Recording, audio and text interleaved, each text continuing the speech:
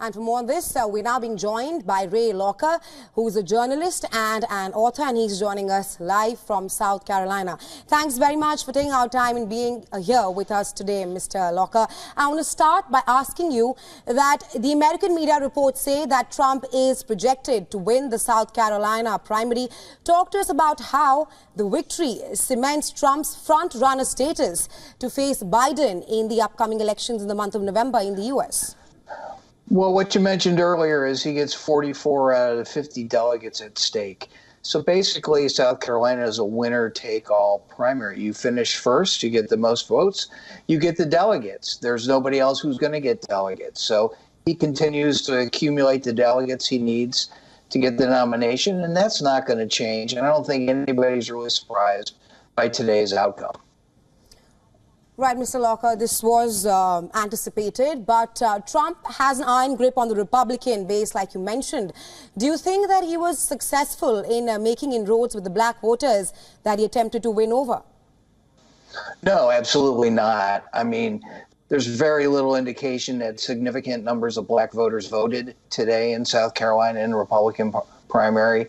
And if you look at the weak spots for Trump, major urban areas, Richland County, where the capital city of Columbia is, Beaufort County, where there's a lot of white retirees from elsewhere, Charleston County, another more cosmopolitan area. He lost all of those to Haley. He didn't really make any inroads in groups other than older white voters without a college education. Right. Mr. Locker, Trump has defeated Nikki Haley in a home turf.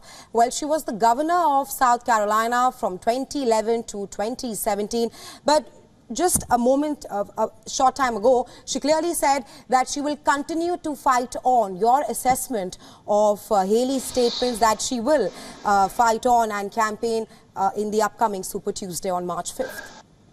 Well, she's been saying that, and I have no reason to believe she's going to quit. But eventually she's going to run out of money. She can't do significant amounts of advertising in all of those states because they're very expensive. And so she's going to have basically a ghost of a campaign until she decides to quit. And the big question is, how strongly is she going to continue her campaign against Trump and try to exploit his weaknesses, for some kind of audience? I don't know who it is right now. I think, that's what she needs to do if she's going to have any success at all.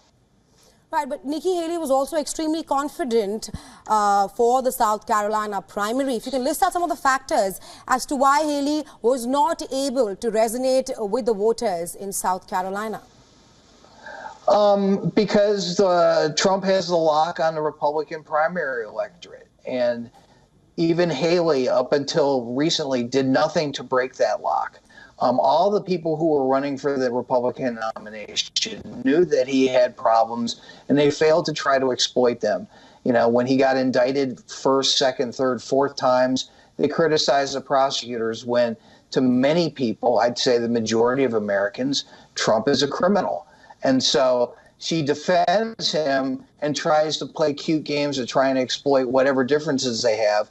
She tried to do that for too long, didn't gain any traction, and now she's paying for it.